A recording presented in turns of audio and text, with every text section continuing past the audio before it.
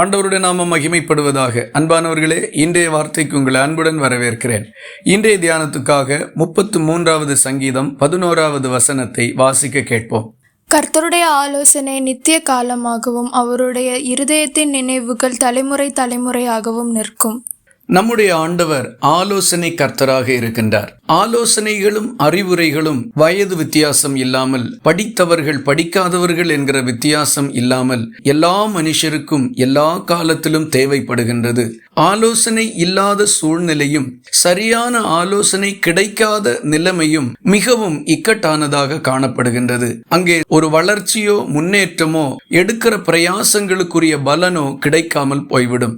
தேவன் நம்முடைய ஆலோசனை கர்த்தராக இருக்கின்றார். அவர் நமக்கு தேவையான எல்லா ஆலோசனைகளையும் எந்த நேரத்திலும் கொடுப்பதற்கு போதுமானவராகவும் ஆயத்தமுள்ளவராகவும் காணப்படுகின்றார். நாம் அநேக நேரங்களில் நமக்கு வேண்டிய அறிவுரைகளை மனுஷர்களிடத்தில் கேட்கிறோம். குறிப்பாக ஏற்ற அறிவுரைகள் கிடைக்காத இடங்களிலே கூட நம்முடைய தேடல்கள் காணப்படுகின்றது. இந்த வசனத்தை கவனித்து பாருங்கள். கர்த்தருடைய ஆலோசனை நித்திய காலமாக நிற்கும் என்று சொல்லப்பட்டிருக்கின்றது. ஒரு மனுஷன் கொடுக்கின்ற ஆலோசனையோ அறிவுரையோ அது ஒரு குறிப்பிட்ட காலத்தோடு முடிந்து விடுகின்றது. பல நேரங்களில் அது சூழ்நிலைக்கு பொருந்தாததாக தோல்வியிலும் முடிவடைந்து விடுகின்றது. ஆகவே கர்த்தருடைய ஆலோசனையை நாடி அதை பெற்றுக் கொள்ளுவதுதான் சிறந்த வழியாக இருக்கின்றது. கர்த்தருடைய ஆலோசனையை நாம் எப்படி பெற்றுக்கொள்ளுவது? கர்த்தரை நோக்கி முழங்காற்படியிட்டு ஜெபிக்க வேண்டும். எனக்கு ஆலோசனை தந்த கர்த்தரை துதிப்பேன் என்கிற வசனத்தின்படி அவர் நமக்கு ஆலோசனை கொடுப்பார்.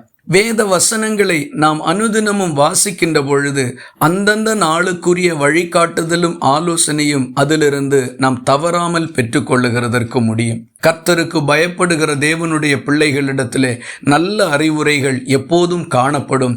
அது நமக்கு பிரயோஜனமாயிருக்கும். ஆகவே இப்படிப்பட்ட வழிமுறைகளை நாம் தேடும் பொழுது நமக்கு நல்ல அறிவுரைகள் கிடைக்கும்.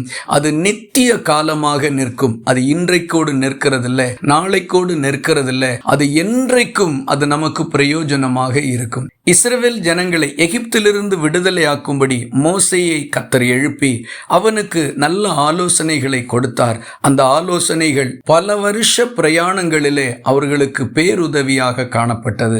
தானியேலுக்கும் அவருடைய சிநேகிதர்களுக்கும் கர்த்தர் நல்ல அறிவுரைகளை கொடுத்திருந்தார். அவைகள் அவர்களுடைய வாழ்நாளெல்லாம் அவர்களுக்கு மேன்மையும் ஆசீர்வாதமுமாக காணப்பட்டது.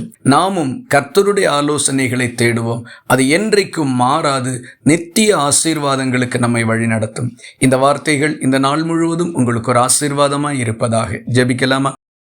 எங்களை நேசிக்கிற அன்பு நிறைந்த நல்ல ஆண்டவரே, நாங்கள் உம்மை நன்றியோடு துதிக்கிறோம்.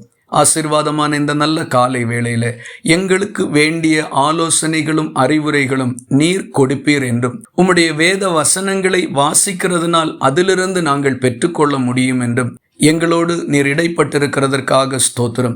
எங்களுடைய எந்த காரியத்திற்கும் கர்த்தருடைய ஆலோசனையை நாடி நிற்க எங்களுக்கு உதவி செய்தருளும். அதிலே வெற்றி காண பலப்படுத்தும். ஜெபத்தை கேட்டதற்காக ஸ்தோத்திரம்.